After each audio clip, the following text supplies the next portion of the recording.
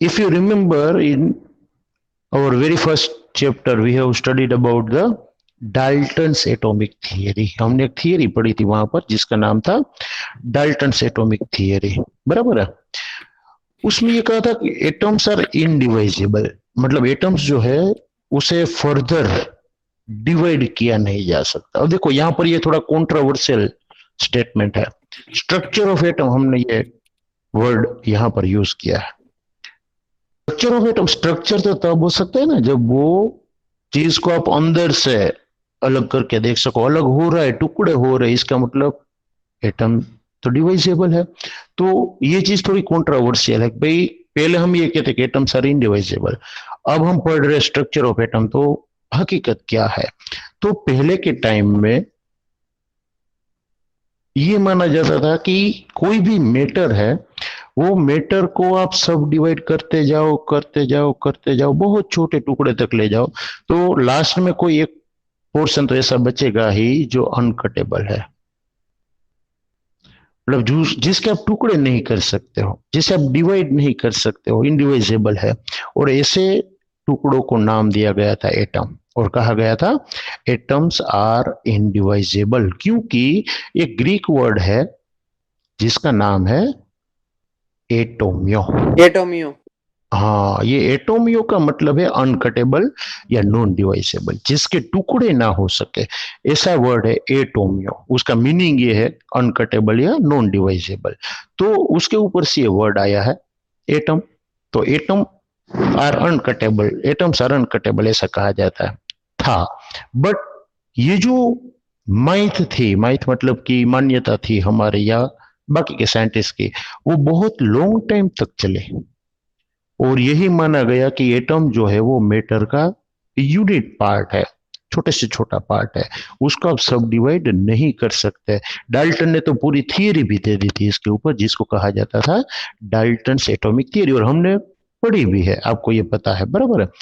But 19th century तक ये जो माइथ थी वो चले. कई सारे ऐसे एक्सपेरिमेंट थे जिसको सामने रखकर, जिसके कंक्लूजन को सामने रखकर ये कहा जाता था कि नहीं, ये पूरी थियरी है वो कैसी है, सही है. बट कई सारी चीजें ऐसी भी सामने आई 20th सेंचुरी की बिगिनिंग में कि एटम जो है उसके टुकड़े हो सकते हैं, ऐसा भी प्रूव हुआ. सब एटॉमिक पार्टिकल्स जो है वो सामने आया. याद रखिएगा क्या नाम दिया मैंने, सब एटॉमिक पार्टिकल्स. और ये आप जानते हो को क्या है सब एटॉमिक पार्टिकल्स, इलेक्ट्रॉन्स. इलेक्ट्रॉन. हाँ, तो ये प्रोटॉन्स, इलेक्ट्रॉन्स और न्यूट्रॉन्स जो है उसके अलावा भी है, नहीं ऐसे नहीं, ये मेन मेजोरिटी पाए जाते हैं एटम्स में, इलेक्ट्रॉन्स, प्रोटॉन्स एंड न्यूट्रॉन्स. उसके अलावा न्यूट्रिनोस, पॉजिट्रॉन्स, मेसॉन्स, ऐसे कई सारे सब एटॉमिक पार्टिकल्स है जो पाए जाते हैं. बट मेनली हमें फोकस करना है इलेक्ट्रॉन, प्रोटॉन, न्यूट्रॉन. इसका मतलब ये हुआ एटम को सब डिवाइड किया जा सकता है, उसके अंदर इलेक्ट्रॉन से, प्रोटॉन से, न्यूट्रॉन से. और ये कंसेप्ट जो है वो ज्यादा पेचीदा होता गया धीरे धीरे धीरे, कि भाई स्ट्रक्चर कैसे डिफाइन करें, ये पार्टिकल्स कैसे है, उसके ऊपर चार्ज कितना है, उसका मास कितना है, उसका नेचर कैसा है, एटम क्यों ऐसा है. बाद में तो कई सारे क्वेश्चन सामने आए कि भाई तो ये एटम के अंदर कहां पर है, अरेंज कैसे हुए होंगे.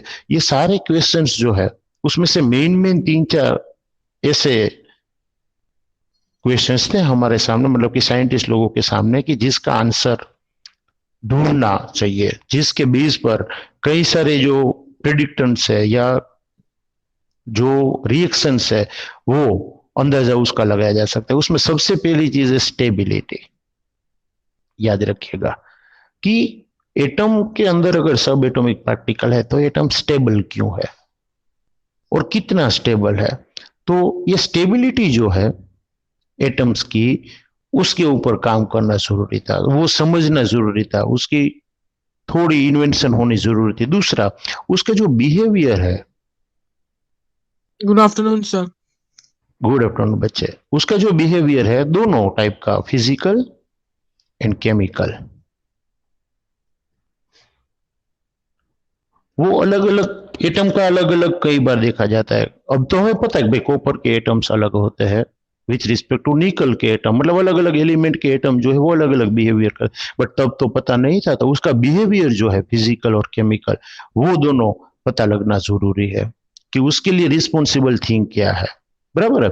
उसके अलावा जो मोलिक्यूल्स बनते हैं एटम में से, जब मोलिक्यूल्स बनते हैं, when atoms are converted into molecules by joining with each other, तो उसमें क्या फर्क आता है, कॉम्बिनेशन जब होता है एक दूसरे का तो किस तरीके से होता है, ये तीसरा क्वेश्चन था। और फोर्थ वन, एक स्पेशल टाइप के रेडिएशन है, आपने नाम शायद सुना होगा, electromagnetic radiations. If I am not wrong, आपके टच में आया होगा कहीं ना कहीं, इलेक्ट्रोमैग्नेटिक रेडिएशंस। वो या तो एटम जो है ना वो एब्जॉर्ब करता है, तो कितना एब्जॉर्ब करता है, और अगर इमिट करता है तो वो कितना इमिट करता है, उसका नेचर क्या है, वो जानना जरूरी था कि एटम जो इलेक्ट्रोमैग्नेटिक रेडिएशंस को एब्जॉर्ब या इमिट करता है तो क्यों करता है और कितना करता है, और अलग अलग एटम जो है वो अलग अलग टेंडेंसी से एब्जॉर्प्शन और इमिटेंस जो है वो शो करते हैं, वो क्यों।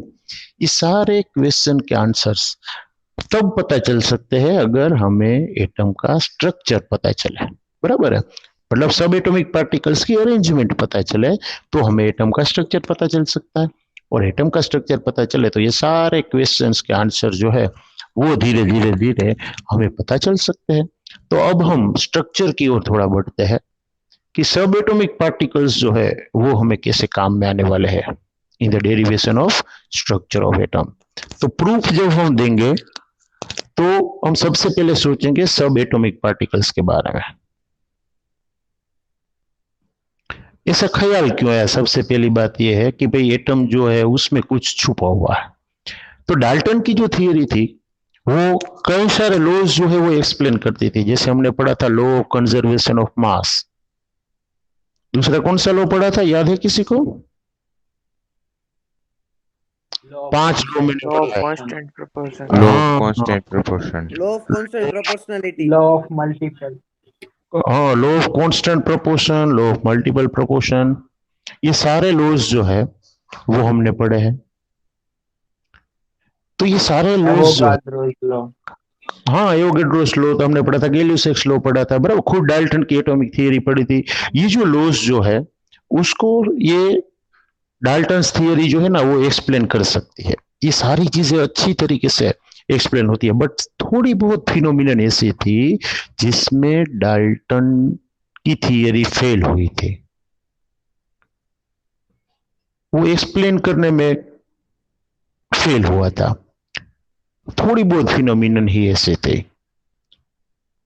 कौन सी फिनोमिनन ऐसी थी कि जिसको डाल्टन की थियरी से एक्सप्लेन नहीं किया गया, कि भाई सबसे पहले एक एबोनाइट या ग्लास जो है, मखमल हम कहते हैं ना, एक कपड़ा आता है पर्टिकुलर टाइप का मखमल का, उसके साथ ग्लास का रोड आप घिसो ना, ग्लास रोड जो है वो पर्टिकुलर टेक्सटाइल के साथ आप रब करते हो, और छोटे छोटे कागज के टुकड़े जो है वो अगर आपने किए हैं तो उसके पास वो ग्लास रोड ले जाते हैं तो वो टुकड़े जो है वो ग्रेविटी का ओपोज करके उसके साथ बाइंड हो गए। कभी ट्राई करना, आपके जो हेयर है वो ड्राई जब है तो उसके ऊपर कोम को घिसना और बाद में कागज के पास ले जाना, तो कागज उसके प्रति अट्रैक्ट होगा।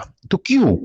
तो उसमें थोड़ी बहुत इलेक्ट्रिसिटी जो है वो जनरेट होती है, जब हम उसे रब करते हैं तो उसमें इलेक्ट्रिसिटी जनरेट होती है। आपने फील किया होगा कई बार, विंटर चल रहा है, एकदम ठंड है, सर्द है, और आप जो है वो गर्म कपड़े पहनकर उसे जब निकालते हो, हाथों के साथ घिसता है वो गर्म कपड़ा, तो कई बार स्पार्क होता है छोटा सा। तो ये सारी चीजें जो है वो छोटे छोटे फिनोमिनन ऐसी थी जिसमें एटम में कुछ छुपा हुआ है। वो एक क्वेश्चन है, तक भाई एटम सारे तो ये प्रॉपर्टी जो है वो शो नहीं करता है, तो क्यों ये प्रॉपर्टी देखने को मिलती है, इलेक्ट्रोमैग्नेटिक रेडिएशंस क्यों एब्जॉर्ब होते हैं या एमिट होते हैं, क्यों बाकी के एटम्स जो है वो दूसरे एटम से अलग होते हैं, तो उसके अंदर कुछ ना कुछ स्ट्रक्चरल चेंजेस होने चाहिए, एक दूसरे से वो डिफर होने चाहिए।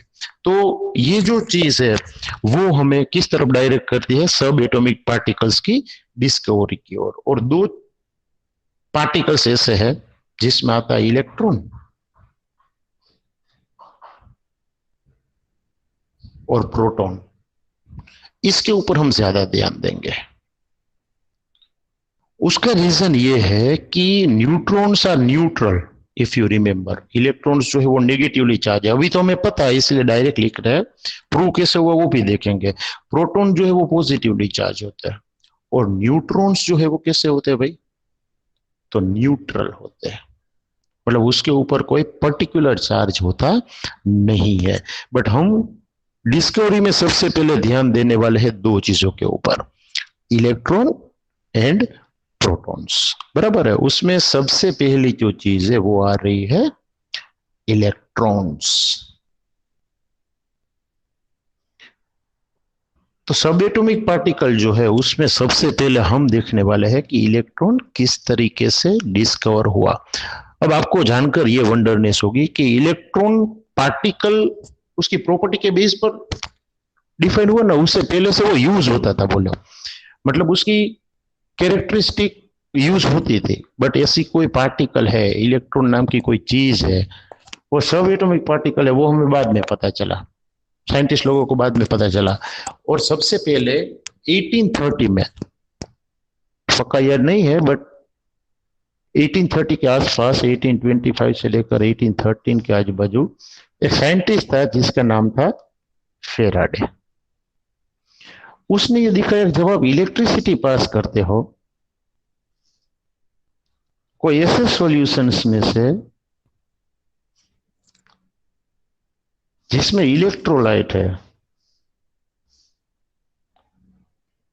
अब ये वर्ड आपके लिए नया है इलेक्ट्रोलाइट, किसी को पता है इलेक्ट्रोलाइट किसे कहते हैं? अच्छा चलो देखो, इलेक्ट्रोलाइट ऐसे सब्सटेंसेस है कि जिसको पानी में डिसोल्व करने से, on dissolution in water it produces, electricity. हाँ दे पास इलेक्ट्रिसिटी एंड प्रोड्यूसेस आयंस। वो इलेक्ट्रिसिटी इसलिए पास करता है कि वो आयंस प्रोड्यूस करता है। फॉर एन एग्जांपल NaCl सबसे अच्छा एग्जांपल आपके पास है। इसे जब आप पानी में डिसोल्व करते हो, when we dissolve it in water it forms ions Na+ and Cl-, और ये चार्ज्ड पार्टिकल की मूवमेंट की वजह से इलेक्ट्रिसिटी पास होती है। तो फेराडे ने यही ऑब्जर्वेशन हमारे सामने रखा। उसने क्या कहा कि इलेक्ट्रिसिटी जब पास करते हो आप किस में से, इलेक्ट्रोलाइटिक सॉल्यूशन में से, तो केमिकल रिएक्शंस होते हैं उसमें। जो इलेक्ट्रोड्स मतलब कि मेटल के रोड्स आपने डाले हुए होते हैं उसके आजू बाजू केमिकल रिएक्शंस होना शुरू होता है, और कोई कोई मेटल जो है वो लिबरेट होती है और कोई मेटल जो है वो क्या होती है, डिपोजिट होती है इलेक्ट्रोड्स के ऊपर। और हमें ये पता होना चाहिए कि इलेक्ट्रिसिटी पास करने के लिए दो रोड्स होने जरूरी है, पॉजिटिव एंड नेगेटिव, बराबर। एक को हम एनोड कहते हैं और दूसरे को हम क्या कहते हैं, कैथोड कहते हैं। तो एनोड और कैथोड जो है उसमें हम इलेक्ट्रिसिटी गेन कर रहे हैं या डोनेट कर रहे हैं, उस हिसाब से कोई एक इलेक्ट्रोड के ऊपर मेटल डिपोजिट होती है और दूसरे इलेक्ट्रोड के ऊपर मेटल जो है वो क्या होती है, लिबरेट होती है। बट ये जो चीज है वो प्रूव करती है कि भाई इलेक्ट्रिसिटी पास होती है, उसमें कोई एटम में चेंज होता है या कोई पार्टिकल जो है उसमें चेंज होता है। और ये पूरी चीज जो है उसने प्रैक्टिकल करके बताई, और बट उसमें इसे लग गए 20 से 30 साल। लगभग 1850 से लेकर 1860 के बीच में, 1850 से 1860 के बीच में इसने एक प्रैक्टिकल किया, फेराडे ने ही। उसने डिस्चार्ज ट्यूब ले, और वो डिस्चार्ज ट्यूब ऐसी थी, आपने ट्यूबलाइट देखी होगी, सेम उस तरीके की अरेंजमेंट थी, बट डिस्चार्ज ट्यूब थी। एक ऐसी ट्यूब ली कि जिसमें वैक्यूम पंप जुड़ा हुआ था, इवैक्यूएटेड ट्यूब कहा जाता है उसे, मतलब जिसमें वैक्यूम क्रिएट किया जा सके, बराबर। एग्जैक्ट वो ट्यूब जैसी ट्यूब तो हम नहीं ड्रॉ कर पाएंगे, बट एक ऐसी ट्यूब ली जिसके एक तरफ इलेक्ट्रोड मतलब मेटल का टुकड़ा और दूसरी तरफ भी एक मेटल का टुकड़ा, जिसको अंदर सील्ड ट्यूब में ही है, ये याद रखना, बट बाहर से वो वायर के थ्रू जुड़ा हुआ है, और वो वायर के साथ बैटरी या कोई इलेक्ट्रिसिटी हम दे सके ऐसी चीज को जोड़ा है। बट हाई वोल्टेज चाहिए, मतलब उस हिसाब से आपको वहां पर इलेक्ट्रिसिटी का सोर्स जोड़ना है, बहुत ज्यादा वोल्टेज हमें ये होंगे। क्यों, वो अभी पता चलेगा। और यहां पर वैक्यूम, ये याद रखो, वैक्यूम पंप लगाया जाता है टू क्रिएट द वैक्यूम। जितनी भी हवा अंदर है वो क्या कर ली जाती है, एब्जॉर्ब कर ली जाती है, और वहां पर क्या क्रिएट कर दिया जाता है, वैक्यूम क्रिएट कर दिया जाता है, बराबर है। अब एक इलेक्ट्रोड जो है उसे नेगेटिव चार्ज रखा जाता है जिसे कहा जाता है कैथोड, और एक जो है उसे पॉजिटिवली चार्ज रखा जाता है जिसे कहा जाता है एनोड। तो एनोड और कैथोड दोनों एक दूसरे के आमने सामने। जैसे ही ये इवैक्यूएटेड ट्यूब में, देखिए इवैक्यूएटेड मतलब गैस भी नहीं होता है, सारी चीजें जो है वो सक कर ली जाती है वैक्यूम पंप के थ्रू। जैसे ही हाई वोल्टेज प्रोड्यूस किया जाता है, देखो वैक्यूम क्रिएट करना मतलब प्रेशर कम करना, एकदम लो प्रेशर होता है ये ट्यूब के अंदर, इसलिए उसे इवैक्यूएटेड ट्यूब ऐसा नाम दिया जाता है।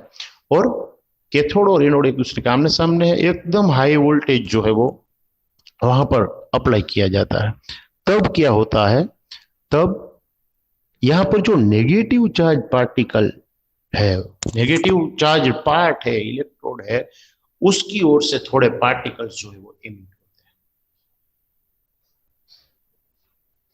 डिस्चार्ज होते हैं, आप ये कह सकते हो, मतलब निकलते हैं। इसीलिए ये चीज को कैथोड की ओर से डिस्चार्ज हो रहे हैं, इसलिए ट्यूब को दूसरा नाम दिया जाता है। क्या नाम दिया जाता है, कैथोड रे डिस्चार्ज ट्यूब। ऐसी ट्यूब है जिसमें कैथोड के ऊपर से पार्टिकल्स जो है वो डिस्चार्ज होते हैं रे के फॉर्म में। ये हमें नेक्ड आई से नहीं दिखता, नेसेंट आई से पता नहीं चलता कि भाई पार्टिकल्स निकले, हम देख नहीं सकते डायरेक्टली। तो पता कैसे चलता है कि भाई पार्टिकल से वो वहां से निकले, कैथोड की ओर से निकले। तो ये जो एनोड आपको दिख रहा है वो एनोड को बीच में से परफोरेट किया जाता है। परफोरेट का मतलब छोटे छोटे छेद रखे जाते हैं एनोड में, और एनोड के पीछे वाला जो पार्ट है ये ग्लास ट्यूब वाला, उसे एक स्पेशल टाइप के मटेरियल से कवर किया जाता है। ये नाम खास याद रखिएगा, कभी कभी ब्लैंक्स में पूछा जाता है। ये जो ट्यूब के ऊपर लेयर लगाया है वो होता है zinc sulphide, ZnS, zinc sulphide कहा जाता है उसे। क्यों भाई जिंक सल्फाइड ही, तो उसका रीजन ये है कि जिंक सल्फाइड जो है वो फोस्फोरोसेंट मटेरियल है। फोस्फोरेसेंट का मतलब कोई चार्ज पार्टिकल उसके साथ अटैक करे ना उसके ऊपर तो वो ग्लो होता है। तो जिंक सल्फाइड जो है उसको यहां पर एक कोट किया जाता है, कोट का मतलब कवर किया जाता है ग्लास के ऊपर। और ये जो एनोड दिख रहा है आपको उसे परफोरेटेड मतलब कि छोटे छोटे होल्स किए जाते हैं। वो होता क्या है, जैसे ही इसमें प्रेशर कम किया जाए और वोल्टेज हाई वाला अप्लाई किया जाए तो थोड़ी ही देर के बाद आपको छोटे छोटे डॉट्स दिखेंगे ग्लो होते हुए। इसका मतलब कहीं से पार्टिकल्स आ रहे हैं, कहीं से तो कहां से आ पाएंगे भाई, तो ऑपोजिट साइड से आ पाएंगे, तो ही वो यहां से टक्कर कर रहा है। तो ये जो चीज है वो कैथोड में से पार्टिकल्स आ रहा है। अब कैथोड के ऊपर चार्ज कौन सा है, आप जरा देखो, नेगेटिव है ना, तो पार्टिकल के ऊपर भी चार्ज कौन सा होगा, वो उस तरफ से आ रहे हैं तो नेगेटिव। और ये चीज समझने से पहले हमें एक चीज पता होनी चाहिए, नेगेटिव नेगेटिव एक दूसरे को क्या करते हैं, रिपल करते हैं या अट्रैक्ट करते हैं, ये तो आपको पता है। Repel. हाँ, रिपल करते हैं, सही है। बट ये जो पार्टिकल्स आ रहे हैं वो तो पॉजिटिव के साइड आ रहे हैं। देखो भले आपको पता ना हो चार्ज कौन सा है बट आप पता लगा सकते हो, ये पार्टिकल्स पॉजिटिव की ओर आ रहे हैं। पॉजिटिव की ओर तो कौन आएगा, आप मुझे बताओ, पॉजिटिव खुद आएगा या नेगेटिव आएगा? नेगेटिव आएगा। Negative. एक नेगेटिव आएगा। इसका मतलब ये जो अननोन पार्टिकल्स आ रहे हैं, जब हम हाई वोल्टेज अप्लाई करते हैं तो इसमें से पार्टिकल्स कहां पर जाते हैं, एनोड की ओर। तो वो एनोड पॉजिटिव है तो आने वाले पार्टिकल्स कैसे होंगे, तो ऑब्वियस है कि नेगेटिव होंगे। तो ये कैथोड के ऊपर से प्रोड्यूस हो रहे हैं, इसलिए इसे कैथोड रेज कहा जाता है, याद रखिए। या कई बार कैथोड रे पार्टिकल्स ऐसा कहा जाता है। और उसके ऊपर चार्ज कौन सा है, तो ये आप लॉजिक लगा सकते हो कि नेगेटिव चार्ज होगा। तो ये नेगेटिव चार्ज पार्टिकल्स है ऐसा जो फेराडे है उसने कहा कि भैया डिस्चार्ज ट्यूब में जो पार्टिकल्स हमें मिलते हैं, जो कोटिंग के ऊपर हमें ग्लो होते ही कंक्लूड होता है कि भाई ऐसे कोई ना कोई पार्टिकल्स है जो मूव हो रहे हैं और यहाँ पर जो है वो उसका अटैक हो रहा है, तो ये हो रहा है वो तो प्रूव हो गया, बट उसके ऊपर चार्ज कौन सा है, तो नेगेटिव। वो भी हमने लॉजिकली बताया कि ये जो चार्ज है वो कौन सा है, नेगेटिव चार्ज है, वो पॉजिटिव की ओर आ रहा है। तो नेगेटिवली चार्ज पार्टिकल्स जो है उसे नाम दिया गया इलेक्ट्रॉन्स। और ये नाम देने वाला साइंटिस्ट कौन था वो पता है? ये पार्टिकल नेगेटिवली चार्ज है और है, ये कंक्लूड करने वाला साइंटिस्ट का नाम पता है? 10th में आया था अगर याद है तो। फेराडे नहीं, फेराडे ने तो ये एक्सपेरिमेंट किया था, बट इलेक्ट्रॉन्स जो है इसकी इन्वेंशन पूरी ये करने वाला कौन था? जे जे J.J. Thomson. हाँ, जे जे थॉमसन था, ये खास याद रखिए। तो उसके ऊपर नेगेटिव चार्ज है और ये इलेक्ट्रॉन है, ऐसा कहने वाला कौन था? जे जे थॉमसन था, वो आपको याद रखना है, बराबर है। प्रूव करने वाला कि भाई इस तरीके से इलेक्ट्रॉन मूव होते हैं और पार्टिकल्स होते हैं नेगेटिव ऐसे एटम के अंदर, वो कौन था? तो फेराडे ने शुरुआत की थी और जे जे थॉमसन जो है उसने जो इलेक्ट्रॉन है उसको क्या किया था? इन्वेंट किया था, बराबर है। इन शॉर्ट ये सारी चीजों के ऊपर से कंक्लूड क्या होता है, हम 3 या 4 चीजें कह सकते हैं इसके ऊपर से। सबसे पहली चीज ये है, ये एक्सपेरिमेंट के ऊपर से जो हम कह सकते हैं वो है कैथोड रेस जो है वो स्टार्ट कहां से होते हैं? तो it starts from cathode to anode. Yes, बराबर है। तो कैथोड से स्टार्ट होते हैं और मूव किस तरफ होते हैं? मूव टुवर्ड्स एनोड, वो मूव होते हैं एनोड की ओर, बराबर है। एक चीज ये आपको लिखनी है। दूसरा, ये खुद विजिबल नहीं है, they are not visible by naked eye, but हम उसकी प्रेजेंस कैसे प्रूव कर सकते हैं? तो एक फ्लोरोसेंट या फोस्फोरोसेंट, मतलब जो ग्लो होता है, ऐसा मटेरियल यूज करके, और उसका नाम क्या मैंने कहा था, याद रखने के लिए आपको कहा था, वो कौन सी फिल्म थी? फ्लोरोसेंट या फोस्फोरोसेंट जो फिल्म ली थी सल्फाइड। Zinc sulphate. हाँ, तो ये Zinc sulfide. जिंक जो है उसकी मदद से हम ये प्रूव कर सकते हैं कि जब उसके ऊपर स्ट्राइक होता है ये पार्टिकल, तो वो जो फिल्म है जो हमने कवर किया है वो क्या होता है? ग्लो होता है। तो ये प्रूव होता है कि कोई चार्ज पार्टिकल जो है वो क्या हुए? प्रोड्यूस हुए। तो विजिबल नहीं है बट उसका प्रूफ जो है वो क्या हो सकता है? मिल सकता है, बराबर है। दो चीजें ये। थर्ड पॉइंट क्या है?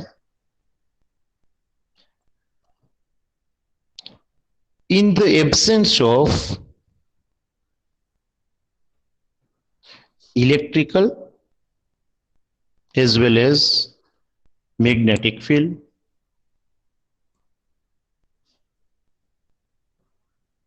ये जो रेज है, मतलब ये जो कैथोड रेज जिसको हमने कहा, डू नॉट फ्लक्चुएट्स इटसेल्फ। इसका मतलब अगर कोई इलेक्ट्रिकल या मैग्नेटिक फील्ड उसके आजू बाजू नहीं है, ये रेज जो बन रहे हैं, ये पार्टिकल्स जो आगे बढ़ रहे हैं, उसके आजू बाजू कोई इलेक्ट्रिक फील्ड नहीं या मैग्नेटिक फील्ड नहीं, तो ये सीधी डायरेक्शन में मूव होंगे, स्ट्रेट फॉरवर्डली मूव होंगे। बट इसका मतलब तो ये भी हुआ कि अगर आप इलेक्ट्रिकल फील्ड अप्लाई करते हो या मैग्नेटिक फील्ड अप्लाई करते हो तो ये इन्फ्लुएंस होते हैं, उसके ऊपर इन्फ्लुएंस होता है, इफेक्ट होती है किसकी? या इलेक्ट्रिकल या मैग्नेटिक फील्ड की। और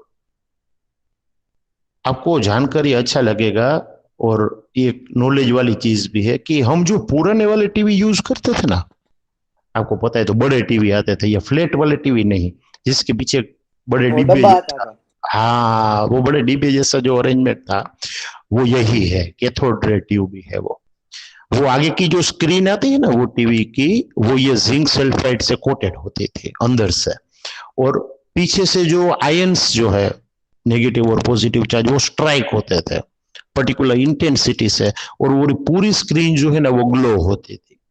और इतने छोटे छोटे पार्ट से वो एक दूसरे के साथ सिंक्रोनाइज होकर एक पूरा पिक्चर क्रिएट करते हैं और वो picture with in a second change होता है, माइक्रो सेकेंड एक्चुअली में कह सकते हैं, और हमें वो एक्चुअली में मूव हो रही है चीज वैसा दिखता है। तो वो टाइम पर ये कैथोड रे ट्यूब की मदद से टेलीविजन जो थे वो बनाए गए हैं।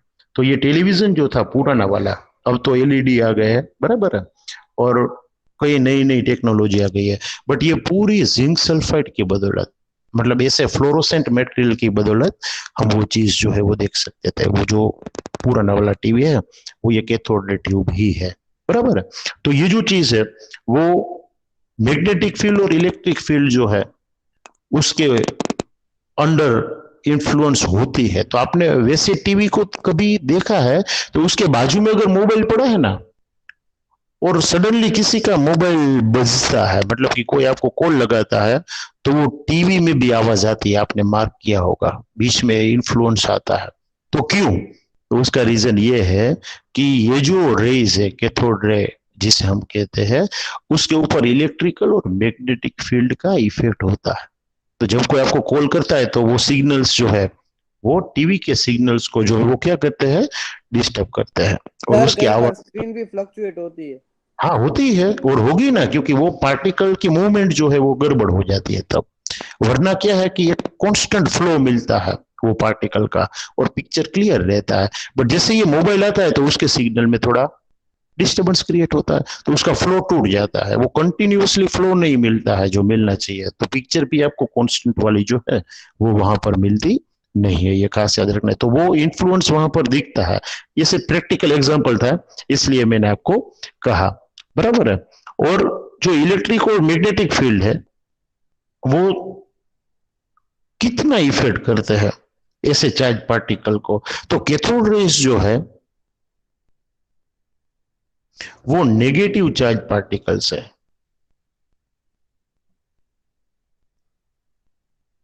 इसके ऊपर 3 फैक्टर्स हम लेंगे, 3 चीजें आपको याद रखनी है कि नेगेटिव चार्ज पार्टिकल है तो इसके ऊपर कौन ज्यादा असर करता है। तो आपको पता है कि भाई अगर आप मैग्नेटिक पोल्स लेते हो तो उसमें जो पॉजिटिव का काम करता है वो इसे ज्यादा अट्रैक्ट कर सकता है, जो नेगेटिव का काम कर सकता है वो इसे ज्यादा रिपल कर सकता है ऐसे रेज को।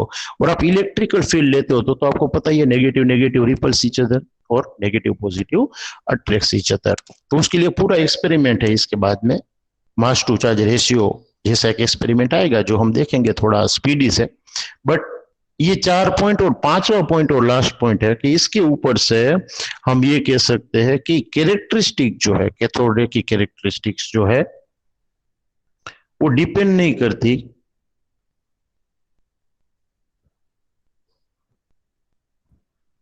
किसके ऊपर,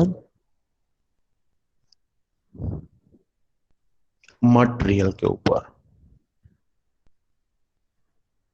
किसका मटेरियल? तो इलेक्ट्रोड का। और गैस का मटेरियल, मतलब गैस का नेचर, जो हमने ट्यूब यूज की है वो ट्यूब में कौन से मेटल के इलेक्ट्रोड लिए हैं, एनोड और कैथोड, उसके ऊपर डिपेंड नहीं करता।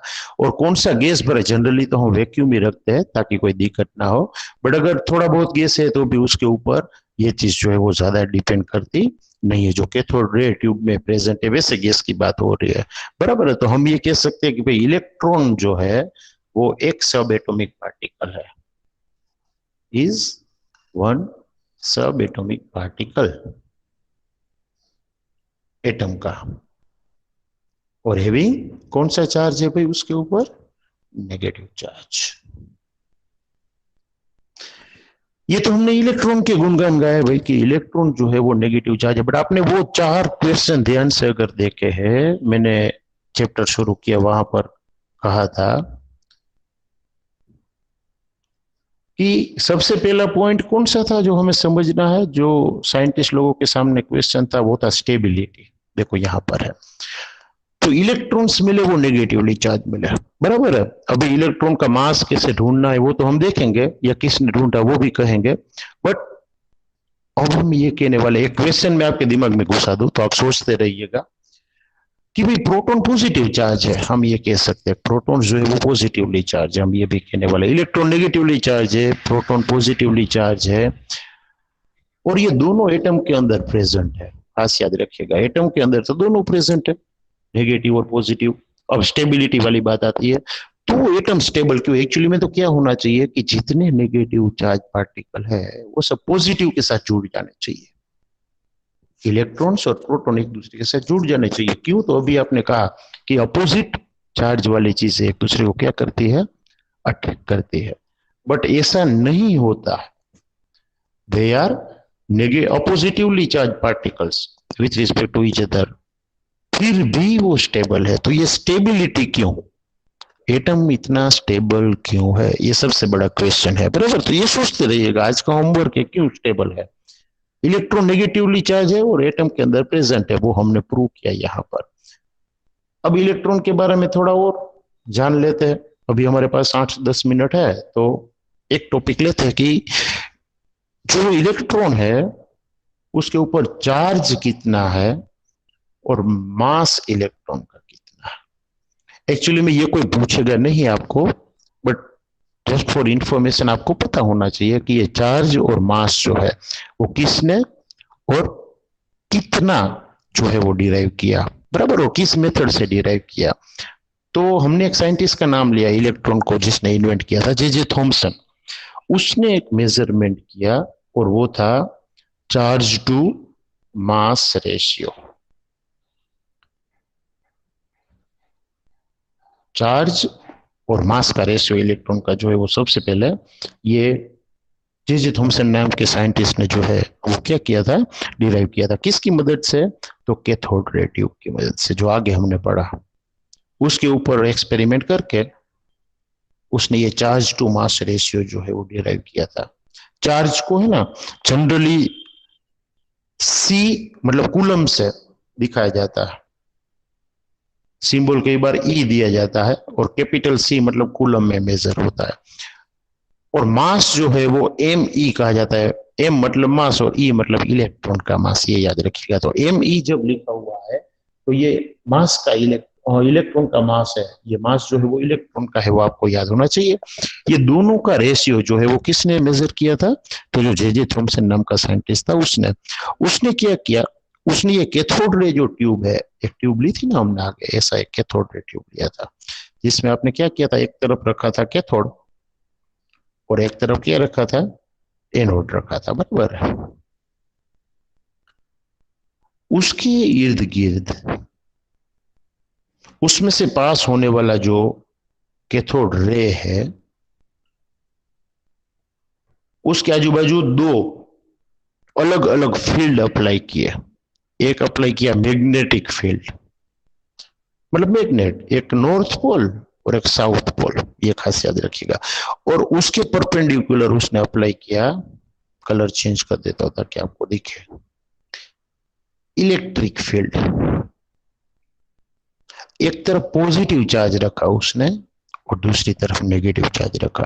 देखो ऊपर हमने 5 पॉइंट लिखे, उसमें हमने कहा कि इन एब्सेंस ऑफ इलेक्ट्रिकल और magnetic field these rays travel in the straight line, मतलब ये जो रेज है वो स्ट्रेट लाइन, स्ट्रेट डायरेक्शन में मूव होता है। और हमने सामने जिंक सल्फाइड की स्क्रीन बना कर रखी है ताकि हमें पता चले कि वो कहां पर स्ट्राइक हो रहा है, क्योंकि वो पॉइंट ग्लो हो रहा होगा, बराबर है ना मेरी बात। अभी जो हम देख रहे हैं फिगर, वो without application of electric field और मैग्नेटिक फील्ड है। हमने रखा बल्ब भी है यहाँ पर, बट अभी स्टार्ट नहीं किया, मैग्नेटिज्म स्टार्ट नहीं किया और इलेक्ट्रिसिटी भी स्टार्ट नहीं किया, याद रखिएगा। तो ये जो रेज है, बीम ऑफ इलेक्ट्रॉन है, वो सीधा जा रहा है और स्ट्राइक कर रहा है जिंक सल्फाइड की स्क्रीन को, जिसे हम फ्लोरोसेंट स्क्रीन कहते हैं। अब हम इंडिविजुअली 1 by 1 इलेक्ट्रिक फील्ड और मैग्नेटिक फील्ड दोनों अप्लाई करेंगे। जैसे मैग्नेटिक फील्ड शुरू होता है, इलेक्ट्रिक फील्ड तो अभी बंद ही है, खास याद रखिएगा। सबसे पहले मैग्नेटिक फील्ड शुरू किया तो देखने को यह मिला कि ये जो बीम स्ट्राइक कर रहा था ये पॉइंट पर, वो थोड़ा ऊपर स्ट्राइक करने लगा। कहीं पर भी स्ट्राइक करे, उसने अपनी डायरेक्शन चेंज की। खास बात यह है, इसका मतलब मैग्नेटिज्म इफेक्ट करता है किसको? कैथोड रेज को। अब क्या किया गया, कैथोड रेज जो पास हो रहे थे उसके ऊपर ये मैग्नेटिज्म लग गया था, वो बंद कर दिया गया।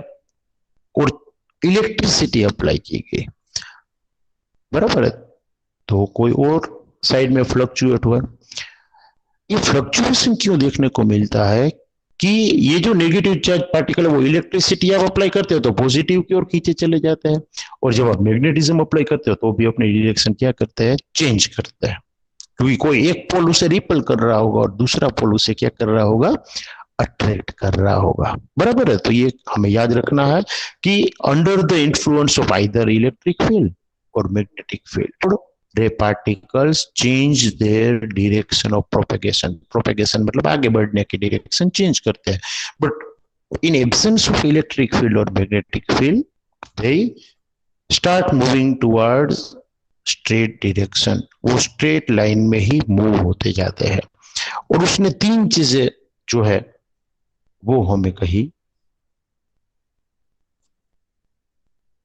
जो जे थॉमसन था उसने तीन चीजें कही कि भाई ये कितना फ्लक्चुएट होगा वो किसके ऊपर डिपेंड करता है, कैथोड रे जो है वो कितना फ्लक्चुएशन शो करेगा, वो डिपेंड करता है तीन चीजों के ऊपर।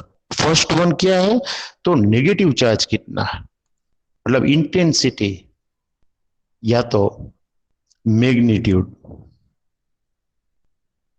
Of negative charge present on the particle, वो पार्टिकल के ऊपर कितना नेगेटिव चार्ज है, ज्यादा नेगेटिव चार्ज है तो ज्यादा इन्फ्लुएंस होगा, कम नेगेटिव चार्ज है तो कम इन्फ्लुएंस होगा। खास याद रखिए, negative charge and influence are directly proportional to each other, बराबर है। तो जितना ज्यादा चार्ज उतना ज्यादा इंटरेक्शन होगा, और इन्फ्लुएंस का मतलब डिफ्लेक्शन, अपनी जगह से वो ज्यादा मूव होगा, डेविएट होगा, ये खास याद रखिए। पहली चीज किसके ऊपर डिपेंड करता है, डिफ्लेक्शन, इंटेंसिटी और मैग्नीट्यूड ऑफ नेगेटिव चार्ज। दूसरा second one mass, mass of particle, यहां पर इलेक्ट्रॉन की बात है, मास ऑफ पार्टिकल, जिस पार्टिकल का चार्ज जो मास है वो कम होगा, लेस होगा, lesser the mass more will be the deflection, और मास अगर ज्यादा होगा, higher will be the value of mass, then less deflection will be there. और हमें वैसे भी पता है जो हल्की फुल्की चीजें होती है ना वो ज्यादा इधर उधर भागती है, हवा के झोंके के साथ भी आग दूर चली जाती है। तो ये जो मास कम है पार्टिकल का उसका इन्फ्लुएंस ज्यादा होगा, डेविएशन ज्यादा होगा, और जिसका मास ज्यादा है उसका डिफ्लेक्शन जो है वो क्या होगा, कम होगा। And last but not the least, third thing is, तीसरी चीज क्या है भाई, third one is applied magnetic और electrical field strength. What does it mean, अगर आपने मैग्नेटिक फील्ड ज्यादा अप्लाई किया या इलेक्ट्रिकल फील्ड जो है वो ज्यादा अप्लाई किया तो भी ये पार्टिकल से उसकी मूवमेंट जो है, फ्लक्चुएशन है, वो कैसा होगा, ज्यादा या कम हो सकता है। ज्यादा इंटेंसिटी वाला मैग्नेटिक फील्ड या इलेक्ट्रिकल फील्ड है तो भी फ्लक्चुएशन ज्यादा होगा, मतलब अपनी जगह से डिफ्लेक्शन ज्यादा होगा ये पार्टिकल का। अगर आपने जो इंटेंसिटी अप्लाई की है मैग्नेटिक या इलेक्ट्रिकल फील्ड की वो कम है तो फ्लक्चुएशन या डिफ्लेक्शन भी क्या होगा, कम होगा ये पार्टिकल का। तो ये 3 पॉइंट तक याद रखिएगा।